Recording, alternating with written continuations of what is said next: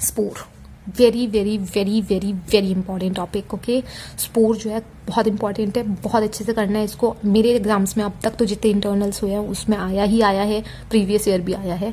तो स्पोर के बारे में बात करें ना, इसके एग्जाम्पल्स याद करना तो इतना ईजी है ना, सिर्फ आपको 2 जीनस याद करने हैं, उन्हीं 2 में होता है बेसिलस एंड क्लोस्ट्रीडियम। जो भी बैक्टीरिया बेसिलस या क्लोस्ट्रीडियम से स्टार्ट होते हैं सब में स्पोर्स होते हैं, ठीक है। Some bacteria have the capability of forming highly resistant resting stages during unfavorable conditions known as spores. Since in bacteria these spores are formed within the bacterial cells, they are known as endospores. When unfavorable conditions set in, जब भी कोई unfavorable condition होती है ना, तो क्या होता है बैक्टीरिया के अंदर एक क्लियर एरिया अपीयर होने लगता है विद इन द बैक्टीरिया, जो स्लोली कन्वर्ट हो जाता है स्पोर में, और इसको बोलते हैं four spore. The spore consist of, ये इंपॉर्टेंट है, ठीक है। स्पोर का तो आपको ये डायग्राम भी आता है, अलग से 5 नंबर का क्वेश्चन हुआ तो उसके अंदर 2 नंबर का डायग्राम दे सकते हैं, पार्ट्स में डिवाइड कर सकते हैं क्वेश्चन को, तो ये इंपॉर्टेंट है। क्या क्या है देखो, 4 गोले बनाने हैं, 3 गोले बनाने हैं आपको, और 4 आपको लेबलिंग करनी है यहाँ पे। तो सबसे आउटर मोस्ट जो सर्कल आपने बनाया वो एक्सोस्पोर है, नाम में ही एक्सो है, सबसे आउटर मोस्ट, ठीक है। उसके बाद जो सेकेंड वाला है ये है स्पोर कोट, जो बीच में जो स्पेस है ना ये है spore cortex, and then we have spore core, core मतलब इनर मोस्ट पार्ट, ठीक है। तो इट्स वेरी इजी, लेकिन अगर आपने कभी देखा ही नहीं होगा तो you will not be able to make it in exams, इसलिए एक बार के लिए देखो इसको, एंड एटलीस्ट उतना देख लो कि आप अच्छे से इसको बना सको। When favorable condition set in, the spore germinate to give rise to, जब भी unfavorable condition हुई स्पोर बन गया बैक्टीरिया में एंड वो स्पोर में कन्वर्ट हो गया, और जैसे ही फेवरेबल कंडीशंस आई तो स्पोर जो है वो जर्मिनेट करके उसने एक बैक्टीरिया बना दिया, वेजिटेटिव फॉर्म में वापस आ गया। तो एक बैक्टीरिया से एक ही स्पोर बना, वही एक स्पोर जब फेवरेबल कंडीशंस आई तो बैक्टीरिया में वापस कन्वर्ट हो गया। तो ये कोई मेथड ऑफ रिप्रोडक्शन नहीं है, ठीक है। ये मत बोलना रिप्रोडक्शन क्या होता है, जब 1 से 2 हों, राइट, क्योंकि बाइनरी फिजन होता है बैक्टीरिया में, वो रिप्रोडक्शन हुआ ना, 1 से वो 2 में डिवाइड हो रहा है, तो एटलीस्ट वहां पे वो अपनी प्रोजनी बना रहा है।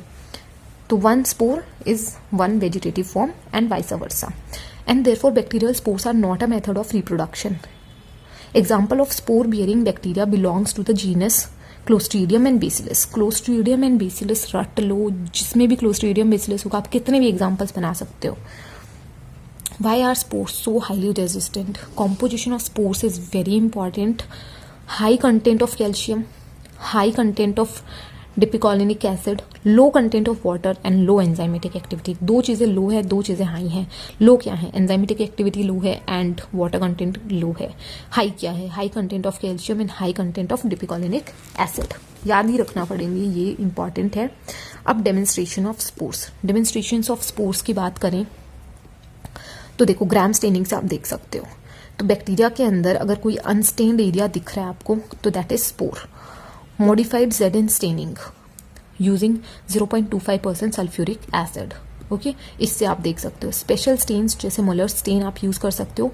स्पोर्स कैन बी, अब देखो स्पोर्स कितने टाइप्स के हो सकते हैं ये आपको डिस्क्राइब करना है। अगर स्पोर्स पे शॉर्ट नोट आता है you have to describe all these things, कि सेंट्रल हो सकता है स्पोर बैक्टीरिया के अंदर, सब टर्मिनल हो सकता है या टर्मिनल हो सकता है, ठीक है।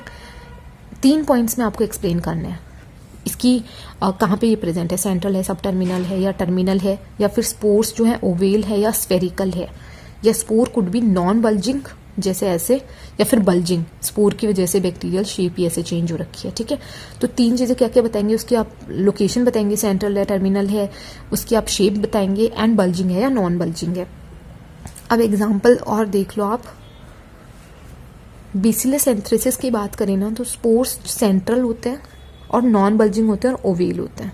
बेसिलस के अंदर मान लो यही है अपना बेसिलस एंथ्रेसिस, तो देखो इसके अंदर सेंट्रल है स्पोर, ओवेल है एंड नॉन बल्जिंग है। और जो क्लोस्ट्रीडियम टेटनी है, जिसे क्लोस्ट्रीडियम टेटनी का एग्जांपल मान लो, तो दे आर टर्मिनल है, ठीक है, स्फेरिकल है, गोल है एकदम, एंड बल्जिंग है। स्पोर के यूजेस क्या होते हैं, spores can be used as controls. Sterilization आपने पढ़ा होगा तो उसके अंदर बहुत ज़्यादा कंट्रोल्स के अंदर हम यूज करते हैं स्पोर्स को, ठीक है। जैसे spores of Geobacillus stearothermophilus are used as control. Spores of bacteria have been used for bioterrorism. जैसे बेसिलस एंथ्रेसिस के स्पोर्स को बायोटेररिज्म में यूज किया गया था. Pleomorphism is variation in size and shape of bacteria, जो कि प्रोटीज शो करता है. अब देखो involution forms, swollen aberrant forms of the bacteria. ये दो अलग से पॉइंट है. प्लियोमॉर्फिज्म कौन शो करता है? प्रोटीज, जो कि साइज एंड शेप में वेरिएशन को बोलते हैं प्लियोमॉर्फिज्म. Involution forms, swollen aberrant forms of the bacteria. ठीक है, इसके अलावा इतना कुछ इंपॉर्टेंट है नहीं. सो आई गेस यहाँ पे आपका सब खत्म हो गया. इसके बाद आपका फिजियोलॉजी ऑफ बैक्टीरिया, जिसके अंदर बैक्टीरियल ग्रोथ कर्व वगैरह है, वो आपको एक और वीडियो में आ जाएगी.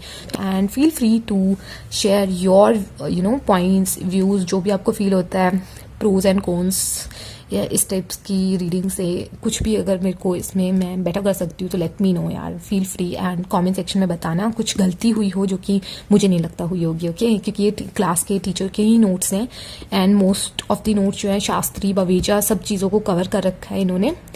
तो आप बिल्कुल बेफिक्र होके ये पढ़ सकते हैं. Thank you so much.